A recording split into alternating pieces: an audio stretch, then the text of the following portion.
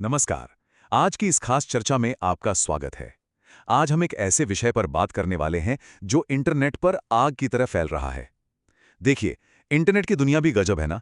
यहाँ सूचनाओं और लोक कथाओं का अपना ही एक अलग संसार बसता है। कई बार प्राचीन पौराणिक कथाओं को आज की आधुनिक मान्यताओं से जोड़ने की ऐसी कोशिशें होती हैं जो वाकई सोचने पर मजबूर कर देती हैं। आज के इस विश्लेषण में हम एक ऐसे ही वायरल नैरेटिव को डिकोड करेंगे जो रामायण की एक बहुत ही जानी मानी पात्र शूर्पणखा, जी हाँ, शूर्पणखा की कहानी को एक बिल्कुल ही नया और अप्रत्याशित मोड़ देता है। इस स्रोत का दावा है कि शूर्पणखा की कहानी वहां खत्म नहीं होती जहां हम सब आमतौर पर मान लेते हैं। तो आइए बिना किसी पूर्वाग्रह के सीधे इन दावों में गोता लगाते हैं और देखते हैं कि इंटरनेट पर यह पूरी कहानी आखिर बुनी कैसे गई है। रावण की मृत्यु के बाद शूर्पणखा का आखिर हुआ क्या? यही वो सबसे बड़ा सवाल है, या कह ले वो रहस्य है जिस पर इस वायरल थ्योरी की पूरी इमारत खड़ी है। हम सब जानते हैं कि रामायण का समापन रावण के वध और बुराई पर अच्छाई की जीत के साथ होता है। इसके बाद महाकाव्य में शूर्पणखा के जीवन का कोई बहुत लंबा चौड़ा जिक्र नहीं मिलता। और बस ठीक इसी खाली जगह, इसी अनकहे हिस्से को पकड़कर इस वायरल स्रोत ने एक बिल्कुल नई कहानी गढ़ दी है। ये थ्योरी एक ऐसा वैकल्पिक इतिहास पेश करती है जो न केवल शूर्पणखा का भविष्य बताती है, बल्कि जरा ध्यान दीजिएगा, उसे दुनिया के एक प्रमुख धर्म की उत्पत्ति से भी जोड़ देती है। सुनने में अजीब लगा ना? आइए समझते हैं कि आखिर विचारों की ये छलांग लगाई कैसे गई है। लेकिन उस वैकल्पिक कहानी की तरफ बढ़ने से पहले आइए जल्दी से उस स्थापित घटनाक्रम को याद कर लेते हैं जिससे हम सब वाकिफ हैं। कहानी शुरू होती है जब शूर्पणखा भगवान राम के सामने विवाह का प्रस्ताव रखती है। उनके मना करने पर वो लक्ष्मण जी के पास जाती हैं और वहां से भी ना सुनने के बाद गुस्से में आकर माता सीता पर हमला करने की कोशिश करती हैं। इसी के नतीजे में लक्ष्मण उसकी नाक काट देते हैं। और जैसा कि हम जानते हैं, यही वो घटना थी जिसने एक बहुत बड़े युद्ध की नींव रखी, जिसका अंत रावण समेत पूरे राक्षस वंश के विनाश के रूप में हुआ। यहां तक कि कहानी तो स्थापित महाकाव्य पर आधारित है, लेकिन इस वायरल स्रोत का असली दावा इसके ठीक बाद शुरू होता है। और यहीं से ये स्रोत अपना पहला और सबसे बड़ा दावा पेश करता है। इसके अनुसार इतने भयंकर युद्ध और रावण की मृत्यु के बाद भी शूर्पणखा जिंदा बच गई थी, लेकिन अब उसकी जिंदगी पूरी तरह पलट चुकी थी। स्रोत का तर्क है कि शूर्पणखा, जो खुद को बेहद खूबसूरत मानती थी, अपनी कटी हुई नाक और इस बदले हुए रूप से बहुत गहरी शर्मिंदगी महसूस कर रही थी। इसी शर्मिंदगी के चलते और अपने चेहरे को दुनिया की नजरों से छिपाने की एक तीव्र इच्छा के कारण उसने अपने चेहरे को हमेशा के लिए एक काले कपड़े से ढकना शुरू कर दिया। अब ध्यान दीजिएगा, ये काला कपड़ा यहां सिर्फ एक छोटा सा जिक्र नहीं है, ये एक बहुत ही अहम कड़ी है जिसका इस्तेमाल ये थ्योरी आगे चल के अपने सबसे बड़े दावे को साबित करने के लिए करेगी। अब आते हैं इस कहानी के अगले हिस्से पर, जो जुड़ा है शुक्राचार्य की तपस्या और उन्हें मिले वरदान से। वायरल कहानी के मुताबिक जब शूर्पणखा ने देखा कि उसका पूरा परिवार भगवान राम के हाथों खत्म हो चुका है, तो वो सीधे दैत्य गुरु शुक्राचार्य की शरण में पहुंची। अब इन दोनों का बस एक ही मकसद था, किसी भी तरह से राक्षस वंश को पूरी तरह विलुप्त होने से बचाना। और इसके लिए गुरु शुक्राचार्य ने भगवान शिव की बेहद कठोर तपस्या शुरू कर दी।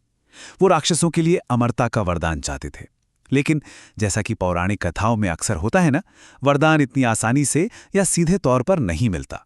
भगवान शिव प्रसन्न तो हुए, लेकिन अमरता देने के बजाय उन्होंने शुक्राचार्य को एक विशेष शिवलिंग सौंप दिया। और सच मानिए, यही शिवलिंग इस पूरी वैकल्पिक कहानी का सबसे बड़ा केंद्र बन जाता है। और यहीं इस कहानी में एंट्री होती है एक बहुत ही खतरनाक शर्त की।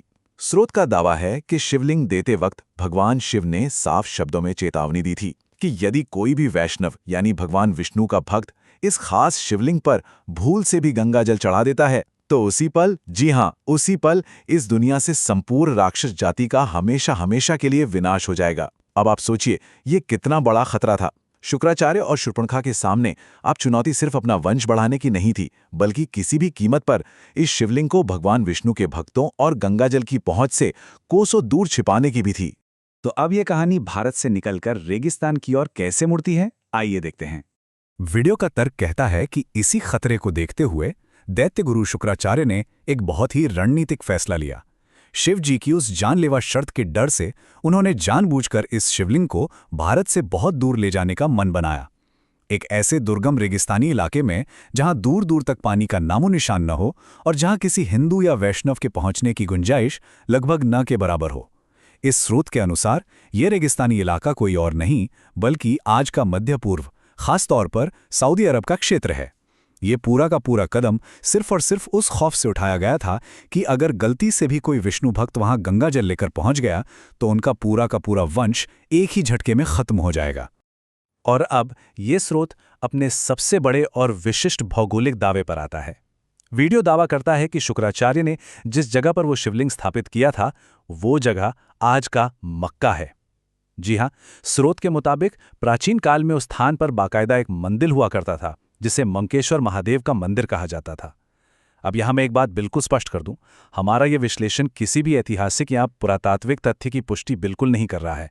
हम सिर्फ और सिर्फ उस कहानी के ताने बाने को समझ रहे हैं जो इस वायरल वीडियो में बुना गया है। स्रोत पूरी तरह से इसी बात पर अड़ा है कि मक्का ही वो जगह है जहां वो पौराणिक शिवलिंग आज भी मौजूद है। अब बात करते हैं इस स्रोत के उस हिस्से की जहां ये इन पुरानी कथाओं को सीधे आज की धार्मिक परंपराओं से जोड़ने की कोशिश करता है।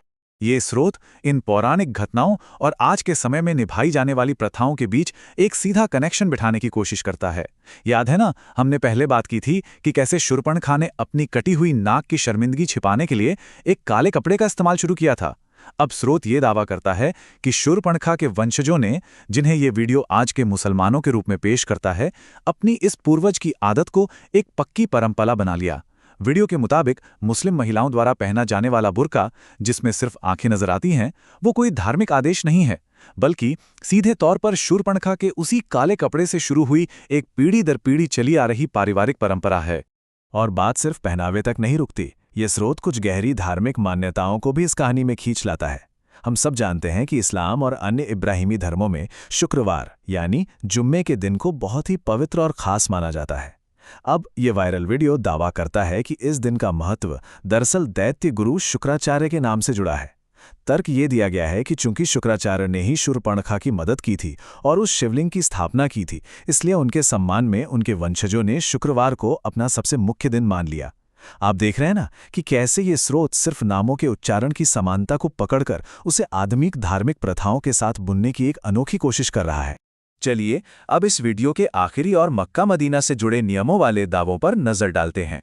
दुनिया जानती है कि मक्का में गैर मुस्लिमों का प्रवेश पूरी तरह से वर्जित है, लेकिन ये स्रोत इसके पीछे एक बिल्कुल ही अलग और अपनी ही बनाई हुई थ्योरी पेश करता है। वीडियो का तर्क है कि चूंकि शूर्पणखा को उस शिवलिंग की रक्षा का जिम्मा सौंपा गया था, तो उसने वहीं रहकर अपना वंश बढ़ाया। जैसे जैसे उनके वंशज बढ़े, उन्होंने एक बेहद सख्त नियम बना दिया कि मक्का और उसके आसपास के इलाकों में किसी भी हिंदू को घुसने नहीं दिया जाएगा। स्रोत का साफ तौर पर दावा है कि ये रोक किसी धार्मिक वजह से नहीं, बल्कि सिर्फ और सिर्फ भगवान शिव की उस पुरानी शर्त से बचने के लिए लगाई गई है, क्योंकि उन्हें आज भी यही डर है कि अगर कोई हिंदू वहां पहुंच गया और उसने छिपकर उस शिवलिंग पर गंगा जल चढ़ा दिया तो उनका पूरा वजूद मिट जाएगा। तो सब कुछ जानने के बाद आखिर में यही एक बड़ा सवाल हमारे सामने खड़ा होता है कि क्या ये कोई छिपी हुई ऐतिहासिक सच्चाई है या फिर इंटरनेट के दिमाग की उपज, एक कोरी कल्पना। एक विश्लेषक के तौर पर यह देखना वाकई हैरान करने वाला है कि कैसे आज के इस डिजिटल युग में पुरानी पौराणिक कथाओं, भूगोल और आज की धार्मिक प्रथाओं को आपस में गूंथकर बिल्कुल ही नए और उलझे हुए नैरेटिव गढ़े जा रहे हैं। ये कहानी इस बात का एक परफेक्ट उदाहरण है कि कैसे लोक कथाएं समय के साथ अपना रूप बदलती हैं। हमारा मकसद यहाँ किसी दावे को सच या झूठ साबित करना नहीं था, बल्कि ये समझना था कि ये इंटरनेट वाली कहानी आखिर काम कैसे करती हैं और क्यों ये हमें इतनी जल्दी अपनी तरफ खींच लेती हैं। अब इस जानकारी को आप कैसे देखते हैं, ये पूरी तरह से आपका फैसला है। आज की इस चर्चा में हमारे साथ जुड़ने के लिए आपका बहुत बहुत शुक्रिया।